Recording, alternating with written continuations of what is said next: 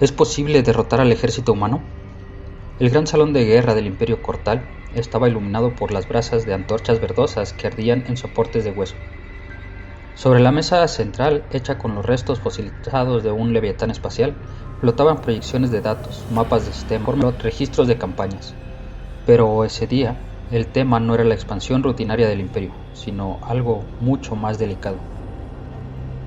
Los Cortales, una raza guerrera con más de 8 milenios de conquistas documentadas, rara vez discutían sobre la dificultad de una campaña. Sus tropas estaban compuestas por colosos con exoesqueletos naturales, piel tan dura como la obsidiana y brazos capaces de blandir armas de plasma del tamaño de un humano adulto. En la mesa había veteranos que habían reducido planetas enteros al silencio en semanas, y sin embargo, las palabras que había comenzado a repetirse en murmullos entre generales y estrategas eran una que nadie deseaba pronunciar con demasiada fuerza. Humanos. El alto mariscal Sakor fue el primero en romper el silencio. Con su voz rugosa, preguntó: ¿será posible derrotar al ejército humano? Un estremecimiento recorrió la sala. No porque fuera impensable derrotar a una especie más. Los Cortales habían exterminado civilizaciones más grandes y tecnológicamente avanzadas que la humana, sino porque esa pregunta nunca antes se había planteado con tanta cautela. Normalmente, la pregunta hubiera sido: ¿cuánto tardaremos? ¿Cuántos recursos invertiremos? Pero no. Ahora, la duda era más simple y más peligrosa. ¿Es posible? El cronista militar desplegó los informes recopilando por espías y mercenarios. Los humanos, según datos preliminares, carecían de fortalezas naturales. Sus cuerpos eran frágiles comparados con los de los Cortales y no poseían garras, caparazones, venenos o sentidos excepcionales. En teoría, eran inferiores a casi cualquier otra especie bélica registrada, pero los archivos de campo mostraban un patrón perturbador. Cada enfrentamiento donde los humanos habían estado involucrados, incluso como fuerza menor, terminaba con resultados desproporcionados. Tropas superadas en número y en tecnología habían sido resistidas en semanas, a veces meses, infligiendo pérdidas que cualquier otra especie habría considerado inaceptables. Un general anciano cuya mandíbula estaba marcada por cicatrices de viejas victorias gruñó: «Eso no significa nada. Las estrategias siempre exageran cuando una especie nueva aparece en la guerra. Los mitos se inflan para justificar derrotas locales». «No, señor, no es mito. He revisado campañas enteras. No luchan como nosotros, no siguen patrones reconocibles. Un ejército humano nunca se rompe como debería. Puedes destruir a la mitad de sus filas y en lugar de retirarse, avanzan. Puedes rodearlo y aún así atacan desde dentro como si no existiera el concepto de rendición. Cada humano parece convencido de que su deber no es sobrevivir, sino destruir al enemigo. No a cualquier precio, incluso al precio de su existencia». El salón se llenó de gruñidos, algunos de burla, otros de preocupación. Los Cortales valoran la fuerza, pero también la lógica estratégica. Un soldado vivo siempre es más útil que uno muerto. El sacrificio personal raramente tenía sentido en su doctrina, pero los informes hablaban de humanos que cargaban contra posiciones imposibles, que improvisaban armas con sus propias manos, que convertían la derrota en una trampa mortal para el vencedor. El mariscal Sakor golpeó la mesa con un puño haciendo temblar la proyección. «Los humanos no pueden ser invencibles. Si son carne blanda, debe haber un método para romperlos. Cada ejército tiene un punto de quiebre. Quiero que lo encontremos». El silencio posterior estuvo cargado de tensión. Todos sabían que esa orden no era rutinaria. No buscaban planificar una campaña más. Estaban intentando responder la primera pregunta que ponía en duda la supremacía cortal en milenios. ¿Qué ocurre si el enemigo humano no tiene un punto de quiebre? Y así, en aquel salón iluminado por brasas verdes, comenzó el análisis más peligroso del Imperio. Una comparación que enfrentaría no solo tácticas y números, sino el mismísimo espíritu de la guerra entre dos especies. Las antorchas verdes chisporroteaban en el salón mientras los estrategas cortales desplegaban los esquemas comparativos. En un lado, la implacable geometría de su propio ejército.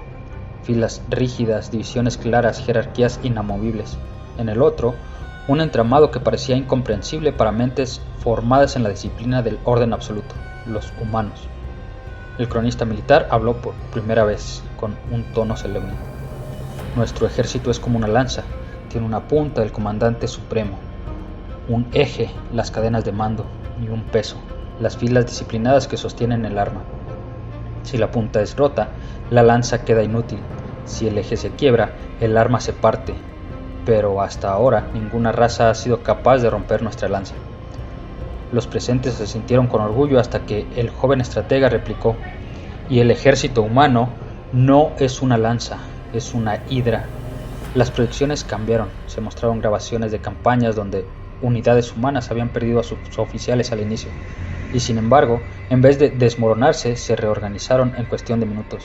Escuadras sin capitán elegían a un sustituto. Tropas aisladas improvisaban tácticas.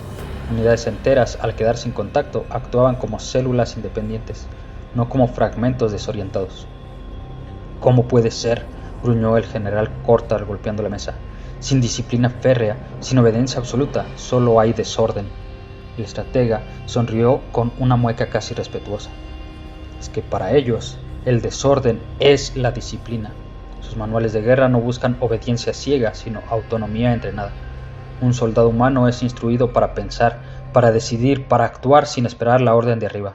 En nuestro ejército, si el mariscal cae, la cadena se derrumba. En el suyo, si el general muere, cada soldado se convierte en un general en miniatura.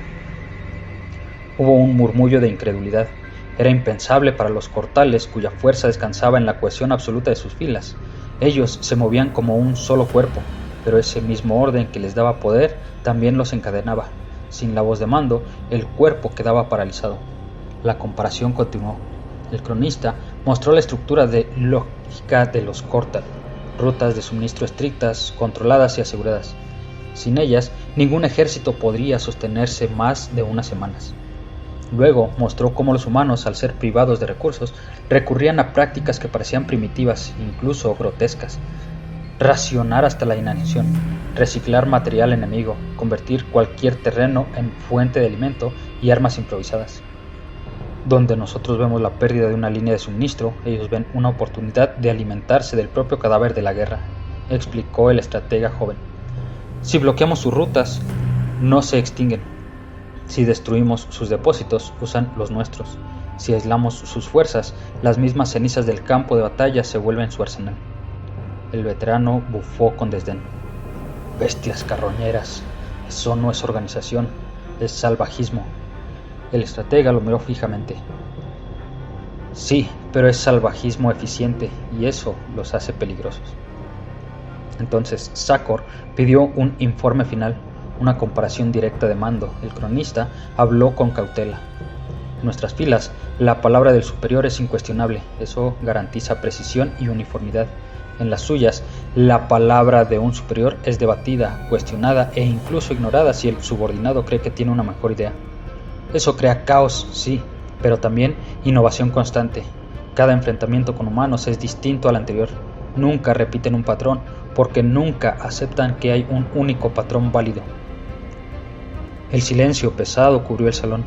Por primera vez los cortales contemplaron la posibilidad de que su fuerza más grande, la obediencia perfecta, pudiera convertirse en una debilidad mortal frente a un enemigo que florecía en la anarquía organizada. Sakor, con voz grave, concluyó: un ejército como el nuestro es un martillo, cada golpe calculado, devastador. Pero el ejército humano es como miles de fragmentos de hierro al rojo lanzado en todas direcciones. No puedes detenerlos a todos, y aun si logras aplastar a uno, otros 100 ya te han alcanzado. El concilio de los estrategas eligió un ejemplo concreto para ilustrar lo que hasta entonces parecía solo teoría: la batalla de Draen 4. El archivo se desplegó en el aire con un zumbido, mostrando imágenes tomadas desde los drones imperiales. El planeta, un mundo industrial con mares ácidos y cielos rojos, había sido conquistado por los cortales en menos de una semana. Su guarnición de 3 divisiones, más de 600.000 guerreros, debía ser inexpugnable. Los humanos llegaron con apenas un contingente de 10.000 soldados, números ridículos, casi insultantes. Y sin embargo, aquel episodio se había convertido en objeto de estudio entre los estrategas. La grabación mostraba cómo los cortales iniciaron la defensa, Formaciones cerradas, líneas impenetrables, armamento pesado listo para desgarrar cualquier embestida. El plan era simple: dejar que los humanos se estrellaran contra la muralla de colosos acorazados y borrarlos del mapa. La primera oleada humana avanzó con una organización desconcertante para los ojos cortales. No en bloques perfectos, sino en grupos dispersos, irregulares, cada uno con un objetivo distinto. Los sensores registraron incluso discrepancias de comunicación, unidades que parecían no obedecer la cadena de mando, sino actuar por iniciativa propia. «Caos absoluto», murmuró el general Cortar cuando vio las imágenes. Pero el caos tenía método. Cuando los humanos alcanzaron el perímetro defensivo, en vez de retirarse al ser diezmados por los cañones de plasma, improvisaron. Algunos soldados transformaron vehículos destruidos en barricadas móviles, otros usaron los escombros como proyectiles. Escuadras enteras se arrupraron en segundos para flanquear. Los cortales mantenían su línea perfecta, pero cada fragmento humano buscaba rendijas, como agua colándose por las grietas de una roca. El momento más perturbador llegó cuando los comandantes humanos fueron abatidos. Según la lógica cortal, eso debía significar la desintegración inmediata del ejército, pero lo contrario ocurrió. La batalla se intensificó. Cada unidad humana pareció multiplicar su ferocidad, como si la pérdida de sus líderes hubiera encendido algo en ellos. Escuadras enteras comenzaron a actuar como ejércitos en miniatura. La disciplina rígida cortal se convirtió en un peso. Mientras esperaban órdenes centralizadas para reagruparse, los humanos ya habían lanzado 6 contraataques simultáneos en puntos no previstos. El archivo mostró un ejemplo que los estrategas nunca olvidarían. Una sección de apenas 20 humanos quedó aislada tras las líneas cortales, rodeada por más de 300 guerreros. En cualquier lógica militar, el grupo debía rendirse o ser exterminado. En lugar de eso, los humanos improvisaron un infierno. Usaron las reservas de combustible del propio campo enemigo, las encendieron y con tácticas suicidas convirtieron el área en un cráter ardiente. Los 20 murieron, sí, pero se llevaron consigo a más de 200 cortales. Lo más grave, abrieron una brecha que permitió a otras unidades colarse en la retaguardia. La grabación se detuvo allí. El silencio en el salón era absoluto. La batalla había terminado en retirada cortal, la primera derrota de una guarnición imperial en siglos. El joven estratega habló casi en un susurro. Ahí está la diferencia.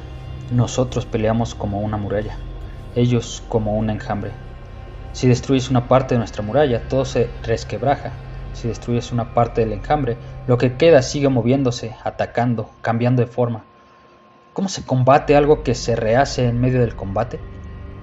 El mariscal Sakor gruñó, con voz grave pero sin seguridad de siempre. Con fuerza, con disciplina, con el martillo del imperio.